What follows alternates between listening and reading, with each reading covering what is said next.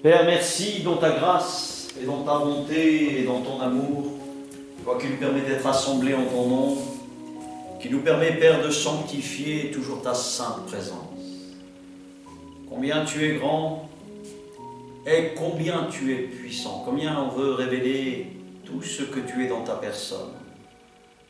Merci pour ce livre qui nous permet de méditer, de réfléchir, d'étudier tout ce que tu nous racontes. Père, comment ne pas bénir encore l'espérance future que tu as mis, l'espérance de la résurrection. L'espérance, Père, que nous serons bientôt tous ceux qui ont confiance, qui marchent selon tes voies et qui sont surtout appelés selon ton dessein, selon ton plan.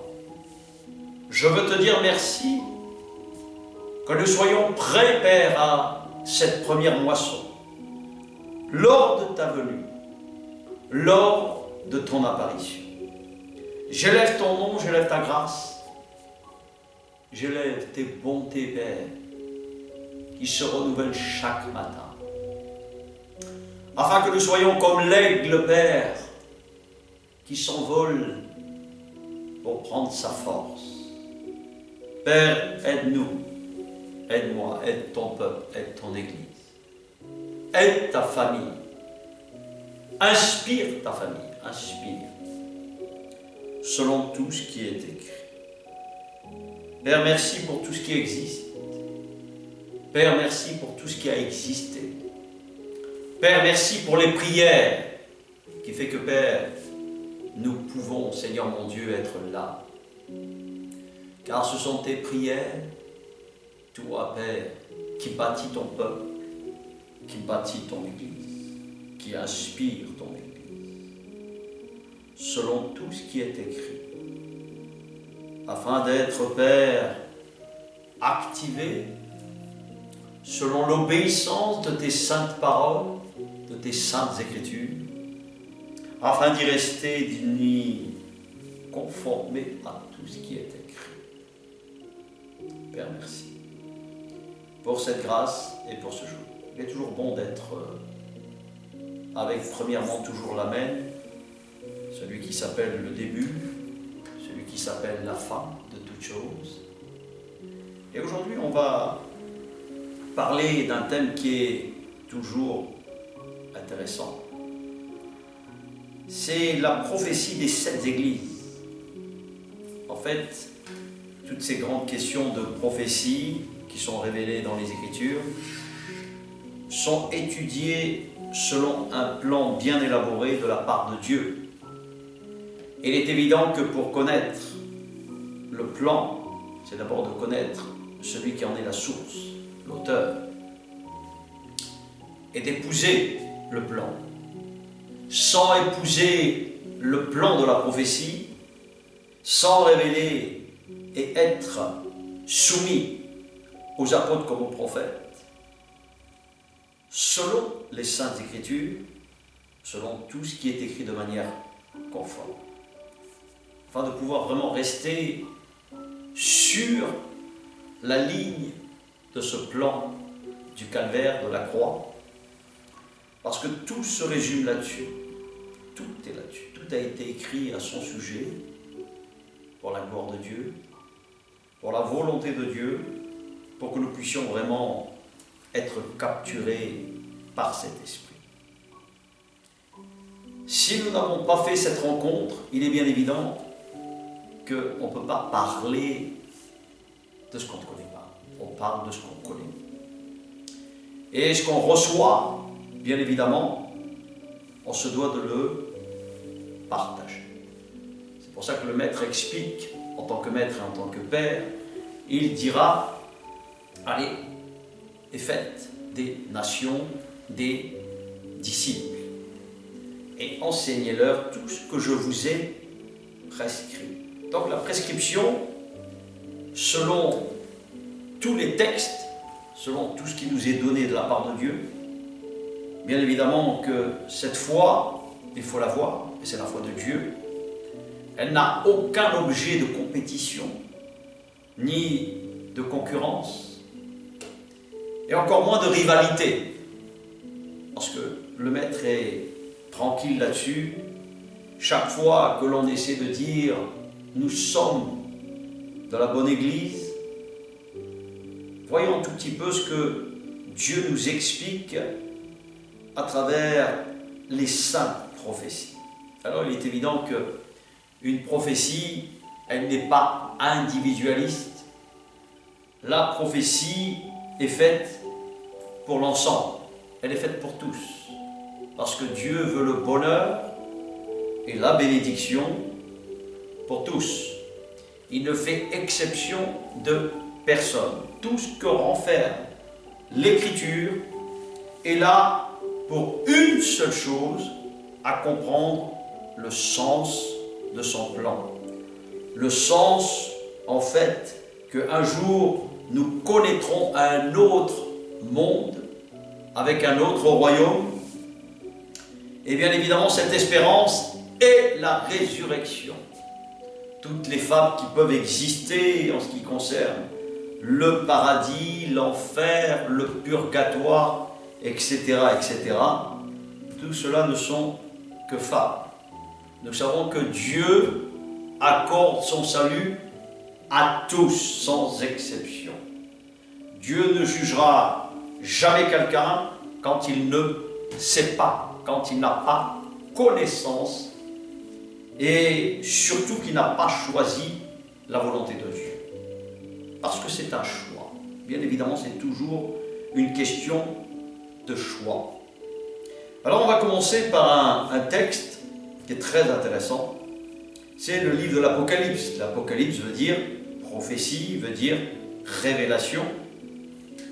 Comme je le dis à chaque fois, la langue française est tellement riche dans ses mots que l'on s'y perd.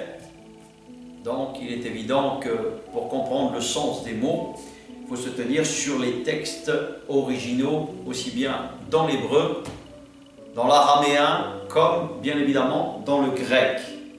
Donc puisque il faut se tenir sur ces mots et pas rester, bien évidemment, et nous savons que la langue française est une très jolie langue, une langue magnifique, tellement riche et tellement belle, que bien évidemment elle peut nous faire défaut en ce qui concerne les interprétations.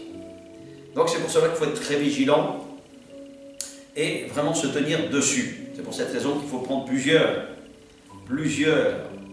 paroles et comprendre vraiment le sens. C'est comme cela qu'on devient bien sûr expert dans les paroles différentes, de la manière dont elles sont traduites. Donc dans cette prophétie pour les 7 églises, on le retrouve dans le livre de l'Apocalypse. On va s'y pencher dessus et on va étudier ça aujourd'hui. Et on va prendre à partir du chapitre 1, premièrement. On commence par le commencement. Lui, le commencement.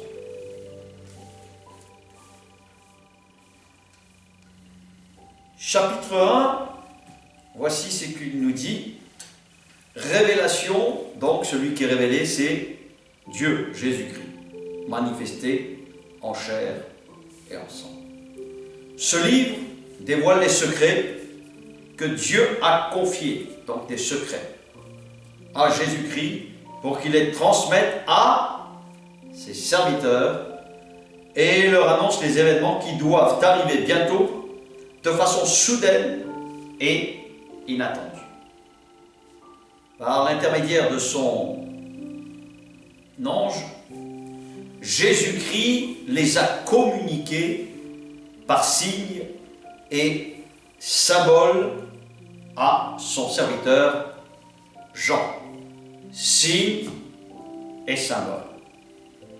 Donc on sait très bien que Dieu a toujours parlé en parabole, en énigmes, et nous comprenons que les paraboles comme les énigmes sont cachées pour le moment en ce qui concerne la plupart des êtres humains. Pour quelle raison? On va se poser la question, pour quelle raison? Parce que le plan de salut déterminé par Dieu n'est que partiel. Et quand je dis bien partiel, il faut quand même comprendre le plan de la prophétie. Et pour pouvoir comprendre le plan de la prophétie, il faut se révéler dans toute la parole, dans ce qu'elle stipule et dans ce qu'elle nous transmet dans son contenu à travers toutes les prophéties, puisque bien évidemment, il y a les prophètes qui ont annoncé la venue de Dieu, et les prophètes annoncent bien évidemment un monde nouveau, un royaume, un gouvernement, une justice qui sera équitable bientôt. Donc Dieu appelle pour le moment une partie des êtres humains qui le rencontrent, qui ont le témoignage, et bien évidemment, comme le texte le stipule, dans Ésaïe, je ne me souviens plus du verset, mais je dis simplement, c'est la loi et le témoignage qui confirment la prophétie. La loi et le témoignage qui confirment la prophétie. Alors pour quelle raison, bien évidemment, j'axe toutes ces choses? C'est pour expliquer que dans les symboles, comme dans les énigmes, Dieu, pour le moment, appelle un certain nombre de personnes pour leur révéler ses secrets. Et les secrets de la prophétie, Daniel, nous connaissons le prophète Daniel.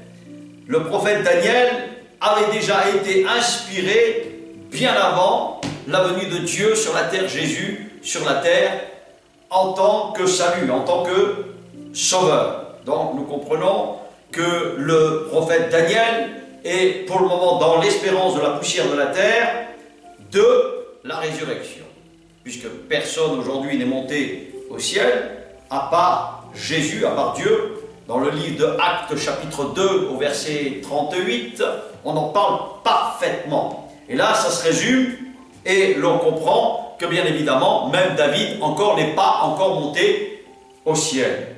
Seulement celui qui est descendu du ciel, c'est-à-dire l'Esprit de Dieu qui s'est incarné et qui est né à travers une femme, puisqu'il rachète l'humanité à travers celle qui a commencé la première à pécher contre Dieu. Il est évident que pour comprendre ces choses, ces symboles, ces énigmes qui sont cachés encore pour le bon nombre de personnes et qui sont révélés simplement à ceux qui l'ont rencontré ou ceux bien évidemment qui ont la révélation de la prophétie et du plan de Dieu. Donc, il est évident que pour comprendre toutes ces choses, il nous faut comprendre que Jésus a toujours dit « Voici, je parle en parabole pour les personnes pour le moment et je révèle les paraboles à mes disciples. » Donc on voit très bien qu'une minorité, et dans le livre des actes comme son nom l'indique, veut dire les actes de Dieu à travers ses serviteurs. Donc on comprend que l'Église, comme la famille de Dieu, aujourd'hui est en minorité. Ça ne veut pas dire que les autres ne seront pas sauvés, ça veut dire que simplement ceux qui ont eu connaissance et qui n'ont pas pris ça au sérieux, eux seront les premiers, bien évidemment, jugés et condamnés lors de l'avènement du Seigneur, c'est-à-dire à la seconde résurrection. Donc nous comprenons une chose, que la prophétie des sept églises, et on va le voir bien évidemment petit à petit.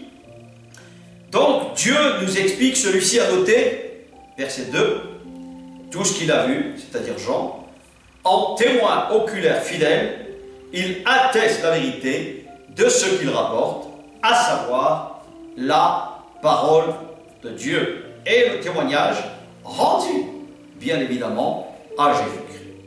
Heureux celui qui donnera la lecture des paroles de cette prophétie, heureux ceux qui les entendront, s'ils retiennent ce qui est consigné dans cet écrit, et y obéissent, car l'heure de l'accomplissement, bien évidemment, de toutes ces prophéties sont proches.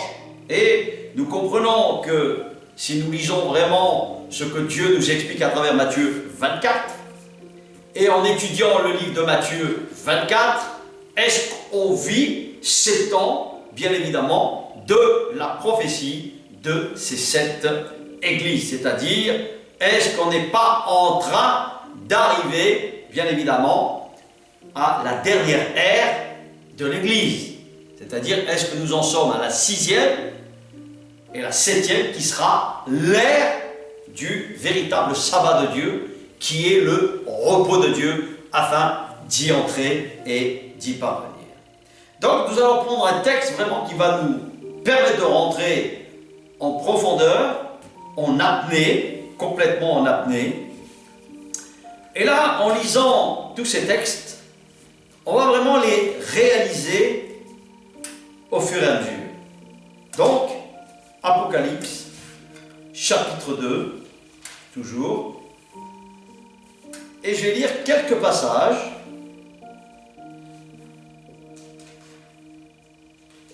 Dans la version second 21 révisée, qui est la plus proche des textes grecs. Cela nous permet vraiment de rester toujours dans la Septante, dans le grec vraiment, pour comprendre le sens.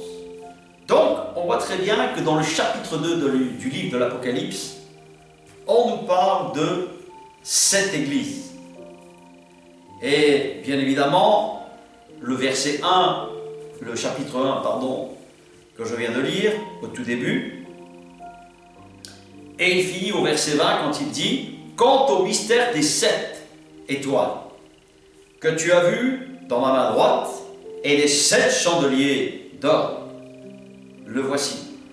Les 7 étoiles sont les anges, les 7 églises, et les 7 chandeliers sont les 7 églises. » Donc pour rappeler simplement, l'église n'est pas un bâtiment, l'église sont des hommes et des femmes qui sont assemblés et qui fondent une famille bâtie de Dieu, sur lequel les dons et les ministères sont soumis aux apôtres, aux prophètes, bien évidemment, selon la prophétie et de la manière dont c'est écrit. Donc, en examinant et en vérifiant les Saintes Écritures. Voilà comment on révèle que Dieu existe, simplement en prouvant que ce qui est écrit, je l'accomplis et je m'y applique en y obéissant. Seulement ceux qui font la volonté du Père sont dans le bon enseignement et dans la bonne famille, la bonne Église. Donc bien évidemment, aujourd'hui on se dit avec les milliers des églises qui peuvent exister, où est celle qui est bonne? Et là, on va y venir à travers l'Apocalypse chapitre 2. C'est comme cela que l'on fait, on comprend le sens. Donc nous voyons que cette lettre est adressée à une église qui s'appelle Éphèse. Donc tout ça se trouve bien sûr toujours en Grèce, Éphèse. Et si on connaît un peu sa géographie, bien évidemment on sait très bien que Dieu parle à 7 églises puisqu'elles étaient là-bas et elles ont commencé là-bas au niveau central. Ces églises, il y a Smyrne, il y a Pergame, il y a Thyatire, il y a Sardes et il y a Philadelphie, et pour finir et clôturer, Laodicée. Donc, nous devons comprendre la période, les périodes en fait, de ces 7 églises.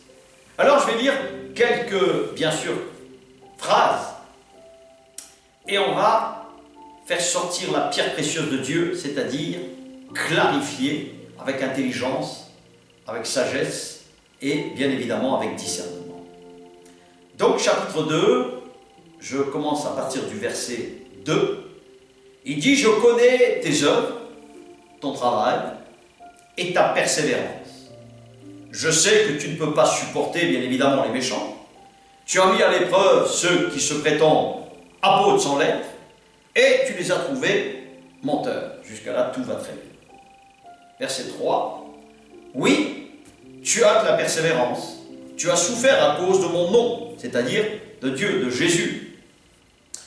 Et tu ne t'es pas lassé. Il y a beaucoup de points très intéressants en ce qui concerne l'état d'esprit de cette famille de Dieu. Je pense que tu l'as compris. Et que tu as compris que l'Église, c'est la famille, bien évidemment.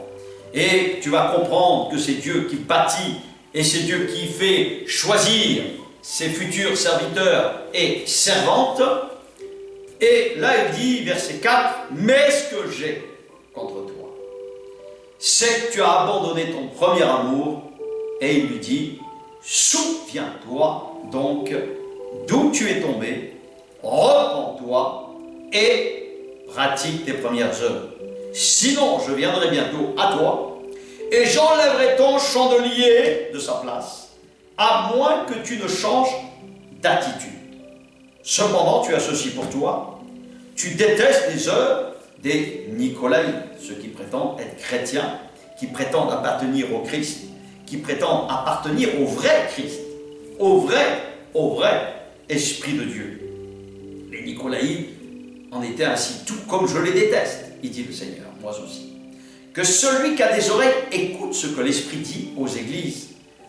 Et au vainqueur, il dit, je donnerai au vainqueur la persévérance, au travail de son salut, je donnerai à manger du fruit de l'arbre de vie, qui est, bien évidemment, dans la Nouvelle Jérusalem, le paradis de Dieu qui nous attend. Je m'en suis allé vous préparer une place, et comme il le dira le brigand à côté de Jésus, souviens-toi de moi quand tu rentreras dans ton règne. Donc nous comprenons que ce brigand est encore aussi dans la glaise de la terre, il est encore dans la tombe. Pour le moment, son disque dur, sa disquette est encore en attente lors de l'avènement de celui qui s'appelle la résurrection, pour qu'il ait aussi sa place. Donc nous comprenons que ces choses ont une destination. Mais pour comprendre tous mes messages, il faut les prendre depuis le début. Parce qu'un message ne suffit pas pour enseigner, ce sont tous les messages qui se complètent, bien évidemment. Encore faut-il être dans la bonne doctrine de Dieu, dans l'enseignement de la prophétie, pour pouvoir comprendre le sens pour ceux et celles qui se sentent bien évidemment appelés. Si on ne se sent pas appelé de faire un, ce n'est pas la peine. Car l'Esprit de Dieu n'est pas divisé. L'Église n'est pas divisée, il n'y en a qu'une. Donc nous comprenons que dans cette Église, Dieu explique de la manière, en fait, ce qu'il a contre cette Église. Je vois, il dit, simplement, que tu as beaucoup de qualités, mais il y a une chose, c'est que tu as perdu le zèle de l'amour.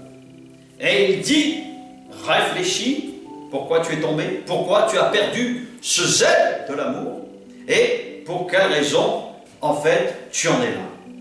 Donc, Dieu explique à ces églises, je vais lire encore d'autres passages pour bien le compléter. Dans l'église de Smyrne, même topo, il parle au premier chapitre, et il dit, je connais tes œuvres, ta détresse et ta pauvreté. Et pourtant, tu es riche, ainsi que les calomnies de ceux qui se disent juifs, qui se disent, bien évidemment, de Dieu.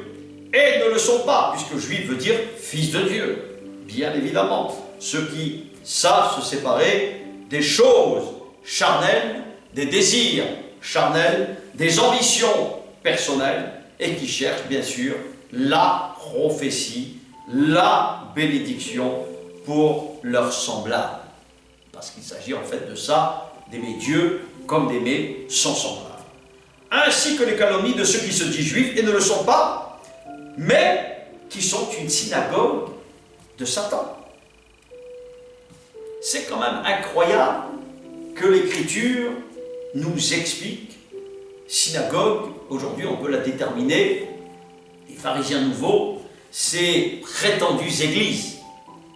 Synagogue égale famille, synagogue égale église, en fait c'est exactement la communauté. La synagogue veut dire la communion, veut dire l'assemblée des saints.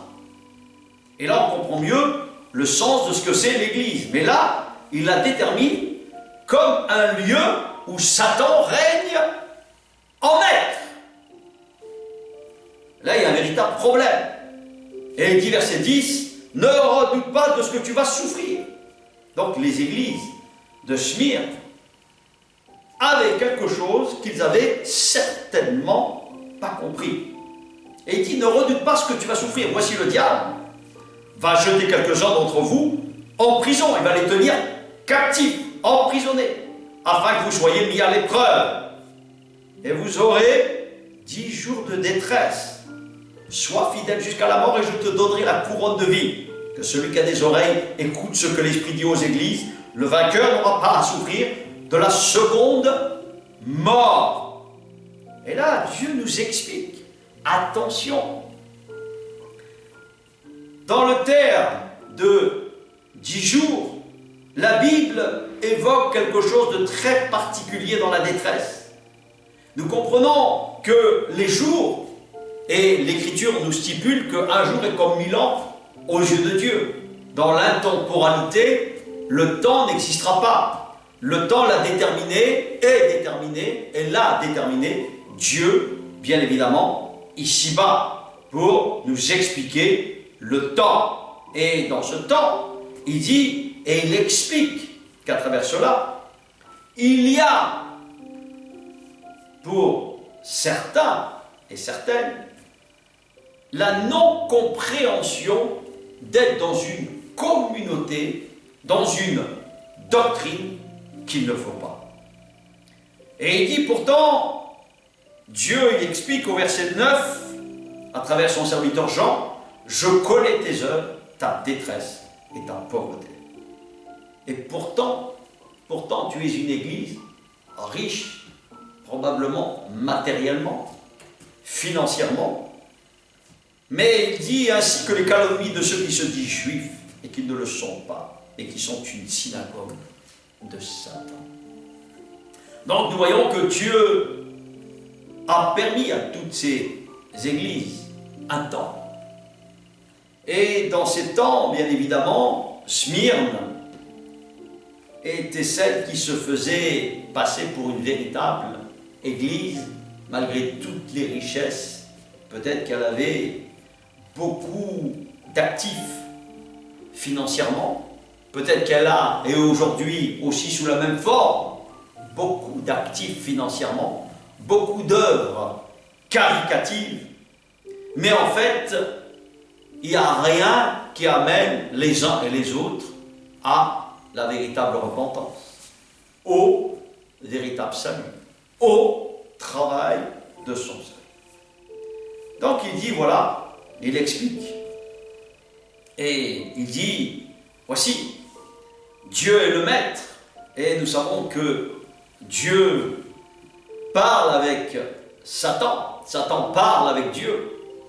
Nous le voyons à travers le livre de Job, à plusieurs reprises, dans le livre de Pierre. Si tu étudies vraiment les Écritures, nous voyons très bien que Satan sait très bien que son règne va être fini.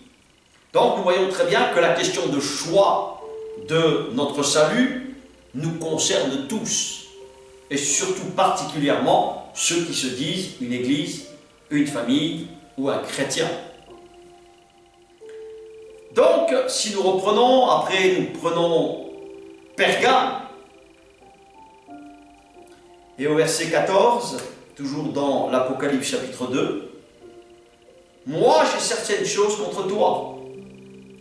Tu as là des gens attachés à la doctrine de Balaam, qui ne pensent qu'à l'argent. » Il faut connaître l'histoire de Balaam, prendre, bien sûr, à travers les Écritures, et trouver cela à travers les textes qui expliquent où est Balaam.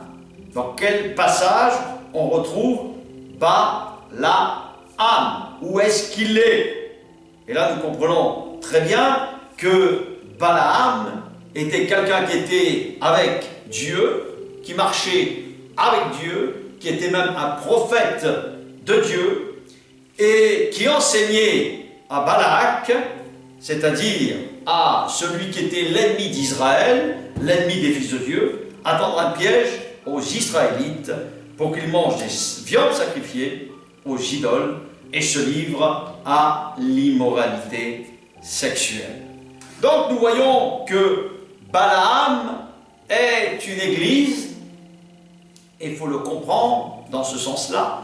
Pergame était en ce temps-là, et aujourd'hui nous avons des églises Pergame, nous avons des églises Smyrne, nous avons des églises, bien évidemment, qui sont d'Éphèse, qui ont cet état d'esprit, cette mentalité. Donc Dieu leur dit, j'ai bien sûr contre toi cette doctrine que tu as dans ton église, qui est Balaam, qui est prêt à tout. Elle est là, elle dit certaines prophéties, elle parle et elle enseigne, mais elle veut tendre et elle se sert en fait du monde, elle se sert en fait de tout ce qui existe dans le monde sans même la juger. C'est une église en fait qui est prête à tout pour des raisons d'intérêt. Et là, nous voyons très bien que Dieu nous explique à travers cette prophétie d'être vigilant, parce que manger sur le plan spirituel des viandes sacrifiées aux idoles, c'est-à-dire se mélanger. Et nous voyons très bien que se mélanger, c'est faire comme tout le monde fait, parce que l'intérêt, et si on lit bien l'histoire de Balaam, cela explique justement le Dieu give me, le Dieu qui m'intéresse, c'est-à-dire l'argent et intérêt personnel, égocentré personnel, et tout cela, Dieu est en train de le dire au verset 16, « Repens-toi donc, sinon je viendrai bientôt à toi, et je les combattrai avec l'épée de ma bouche, que celui qui a des oreilles, toujours pareil, écoute ce que l'Esprit dit aux églises, au vainqueur je donnerai à manger de la manne cachée, et je lui donnerai un caillou blanc. » Et sur ce caillou est écrit, bien sûr, un nom nouveau, que personne ne connaît, si ce n'est celui qui le reçoit. C'est-à-dire que simplement ceux qui le connaissent, à un moment donné, bien évidemment, ils ne pourront pas rester de manière indéterminée avec une telle mentalité. On peut s'égarer, on peut se tromper, puisque nous sommes des êtres humains faillibles. Donc nous avons besoin de passer par des phases qui pour le moment nous rendent aveugles. Mais nous prions, et je prie par l'Esprit de Dieu que le voile de la véritable Église soit et te soit révélé. Donc ensuite on rencontre l'église de Thyatire. Et là il dit aussi, verset 19, « Je connais tes œuvres, ton amour, ta foi. » Donc il revendique toutes les qualités requises de ces églises, ton service, ta persévérance. Je sais que tes dernières œuvres sont plus nombreuses que les premières. Elles sont magnifiques. Mais ce que j'ai contre toi, verset 20, c'est que tu laisses faire Jézabel, cette femme qui se prétend prophétesse. Et le danger, c'est qu'elle enseigne et égare mes serviteurs pour qu'ils se livrent à l'immoralité sexuelle et mangent des viandes sacrifiées aux idoles. Je lui ai donné du temps pour changer d'attitude, mais elle ne veut pas se détourner de son immoralité. Et là, on parle d'une église qui est plus encore attachée à l'argent ou à l'intérêt personnel. Elle est attachée en fait à Jézabel, et Jézabel est l'esprit de prostitution. Et cet esprit où on fait régner en fait l'état d'esprit inverse, c'est-à-dire c'est le désordre, le boxon. Il n'y a plus l'ordre de Dieu, de l'homme, de la femme, des enfants. Tout est désordonné. Mais par contre, elle a des qualités requises, cette église. Mais Dieu lui dit, j'ai contre toi quelque chose tu as un état d'esprit désordonné. Donc nous voyons que l'église de Bergame, elle qui était axée que sur l'intérêt, simplement, et au mélange, totalement, là c'est encore pire. Là c'est carrément l'église désordonnée. Et il lui dit à la fin, bien évidemment, à tir, il lui dit, change d'attitude, toujours pareil, change de mentalité, change d'état d'esprit. Donc nous voyons très bien que Satan règne, cet esprit de Satan, cet esprit mauvais, cet esprit d'immoralité, cet esprit d'inceste et carrément de calomnie sur tous les points. Nous voyons très bien que cette église est frappée par le diable. Mais Dieu dit exactement la même chose au verset 26. Il lui dira, je t'avise, je t'avertis. Au vainqueur, à celui qui accomplit mes œuvres jusqu'à la fin, dont toujours la prophétie est accompagnée d'œuvres, bien évidemment, selon les textes, selon l'obéissance, selon le caractère de notre modèle Jésus-Christ. Je donnerai autorité, il dit, sur les nations. Il les dirigera avec un sceptre de fer, comme on brise les vases d'argile. En fait, les êtres humains sont le propre de leur choix, parce que nous sommes faits, pour le moment, d'argile. Nous ne sommes pas 100% spirituels. Ainsi que moi-même, j'en ai reçu le pouvoir de mon Père, et il dit, je lui donnerai l'étoile du matin, que celui qui a des oreilles écoute ce que l'Esprit dit aux églises. Donc nous comprenons, et comme je l'ai dit tout à l'heure, pour le moment, le salut est accordé à une minorité de personnes. Et nous savons que Dieu ramènera, et ça c'est Ézéchiel 37, tous les êtres humains lors de la deuxième résurrection, de la même manière, pour qu'ils naissent de nouveau. Et en fait, comprendre, naître de nouveau, est simplement une chose qui est importante, parce que là on parle de ces églises qui s'égarent, comme aujourd'hui, de la même manière, mais il les avertit. Mais en fait, Dieu est en train d'avertir d'abord son peuple, et le livre de Pierre le dit et le revendique. Mon jugement commence par ma maison. Les autres n'ont pas encore les énigmes, les paraboles, la compréhension de toutes ces choses. Pour le moment, elles leur sont cachées. Parce qu'en fait, ils ne jouent pas avec les choses de Dieu, avec les commandements de Dieu. Il vaut mieux être un bon païen et vivre en bon païen que de vivre entre les deux. Et en fait, il s'agit de cela à travers ces 7 églises. Chapitre 3, il parle à l'église de Sardes. Voici ce qu'il dit, celui qui a les 7 esprits de Dieu et les 7 étoiles. Je connais tes œuvres, je sais que tu passes pour être vivant, tu fais croire, en fait, que tu as la vie de Dieu, que tu crois, en fait, que tu es chrétien, mais tu es mort. Verset 2, sois vigilant et affermis le reste qui est sur le point de mourir. Parce qu'en fait, quand on est pris dans une doctrine, on meurt avec la même doctrine. C'est ce que dit Jésus dans Matthieu 23. Vous allez de par le monde, et quand vous en péchez un, vous le faites 2 fois pire que vous qu'un fils de l'enfer. C'est-à-dire un fils du néant, qui n'existera plus. Parce que dans le mot enfer, ça veut dire un fils de néant qui est ténébreux, qui est sombre, qui est noir, aussi noir que vous. Voilà en fait comment l'Écriture détermine ces choses. Et il dit verset 2, sois vigilant et affermis le reste qui est sur le point de mourir, ce que je viens de dire, car je n'ai pas trouvé tes œuvres parfaites devant mon Dieu. Verset 5, il dit, le vainqueur sera habillé. Voilà.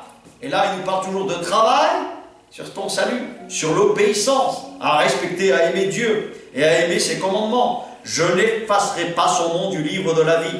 Voilà. Si on veut être, bien sûr, parmi ces premiers à qui on avertit à travers ces églises qui existent aujourd'hui, à travers le peuple de Dieu, comme jadis, et aujourd'hui de la même manière. Et au verset 6, il le dit de la même manière, que celui qui a des oreilles écoute ce que l'Esprit dit aux églises. Et là, nous arrivons à la 6e église, dans le chapitre 3 de l'Apocalypse. Et il nous dit, écrit à l'ange de l'église de Philadelphie, verset 8.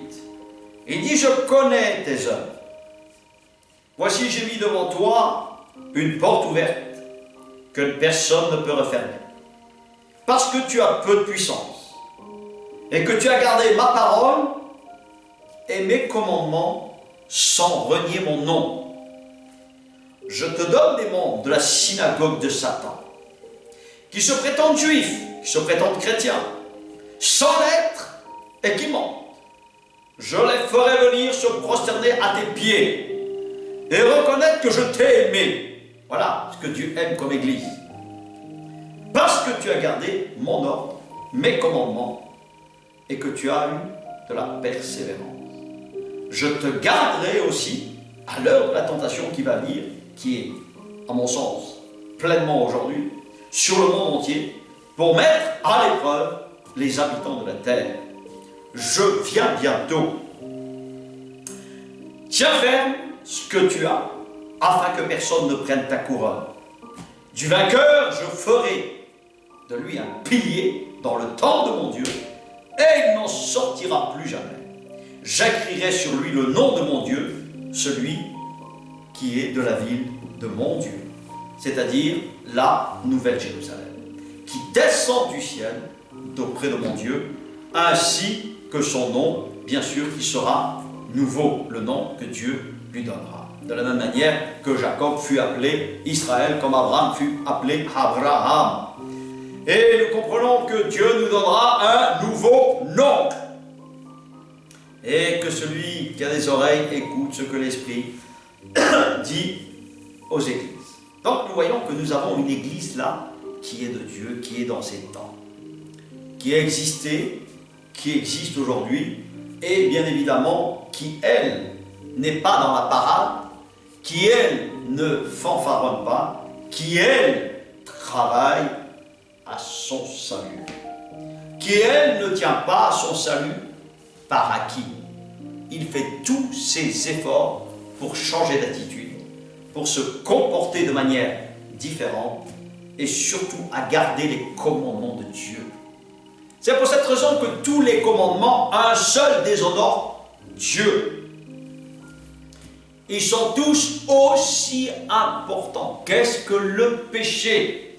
Le péché est la transgression de ses lois. Je ne connais que le péché qu'à travers ses lois. Comment je connaîtrais le péché sinon? Qu'est-ce que ça veut dire?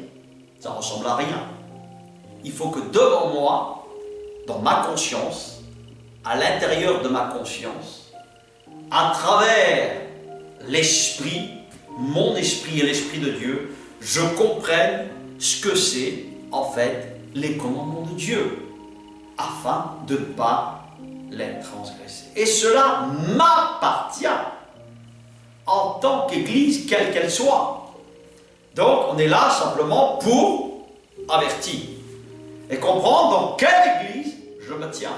Et c'est comme cela que je comprends que je suis dans la véritable Église, dans la véritable famille de Dieu, dans la véritable doctrine de Dieu, dans le véritable Jésus en moi, le véritable Esprit Saint en moi, le véritable évangile, un seul Saint-Esprit, un seul Dieu, un seul Jésus, un seul état d'esprit. Et là, nous voyons que Dieu s'adresse à une dernière église, la 7e, et celle-ci, c'est vraiment qui nous annonce le royaume de Dieu bientôt sur la terre. Jésus revient. Et je crois que nous sommes dans ces périodes-là, vraiment. Celle-ci, par contre, je vais la lire en entier. Elle commence à partir du verset 14. Apocalypse 3, verset 14. Il dit, écrit à l'ange de l'église de Laodicée. Aïe, aïe, aïe. Voici ce que dit l'Amen, le témoin fidèle et véritable. L'auteur de la création de Dieu. Il dit, je connais tes œuvres. Je sais que tu n'es ni froid ni bouillant. Si seulement tu étais froid ou bouillant, ainsi parce que tu es tiède et que tu es ni froid ni bouillant, eh bien je vais te vomir de ma bouche. En effet, tu dis, je suis riche, je me suis enrichi et je n'ai besoin de rien. Et tu ne sais pas que tu es malheureux, misérable, pauvre, aveuglé.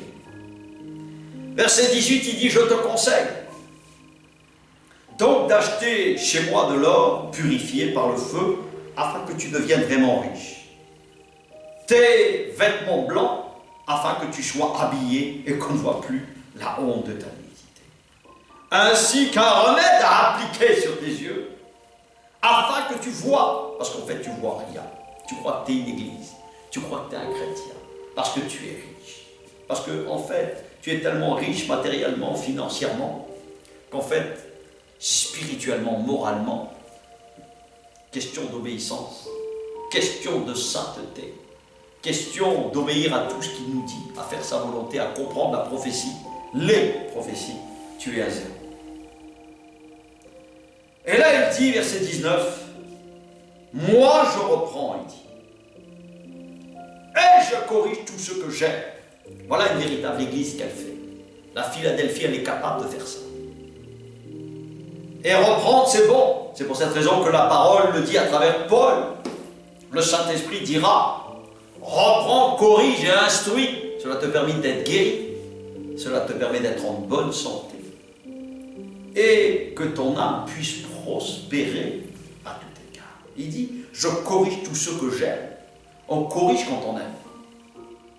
On reprend quand on aime. Pour changer de foi. Et il dit, eh, donc tu sais, et repens-toi. Il dit à cette église, voici je me tiens à la porte et je frappe. C'est un avertissement solennel. Et si quelqu'un entend ma voix et ouvre la porte, j'entrerai chez lui. Et là, à ce moment-là, je souperai avec lui en tête à tête, esprit à esprit, et lui avec moi. Le vainqueur, je le ferai asseoir avec moi sur mon trône, tout comme moi aussi j'ai vaincu, et je me suis assis avec mon Père sur son trône. Que celui qui a des oreilles écoute ce que l'Esprit de Dieu dit. Voici un petit peu sur la prophétie des 7 étapes, des 7 églises, des 7 esprits. Et nous devons comprendre toutes ces choses, les réaliser dans quel état d'esprit et quel genre d'église j'écoute. Quel genre de doctrine j'écoute, dans laquelle je me situe. J'espère pour toi que tu prends cet avertissement solennellement et sérieusement. Voici pour terminer ce que je vais dire à ces églises qui se disent églises de Dieu. Et je pense que chacun de nous s'y retrouve vraiment là-dessus. Oh, ça j'en suis plus que persuadé. Si on se fait un petit examen nous-mêmes, nous le comprenons et on se doit de le comprendre. Voilà ce qu'il dit le Seigneur dans ces temps que nous vivons.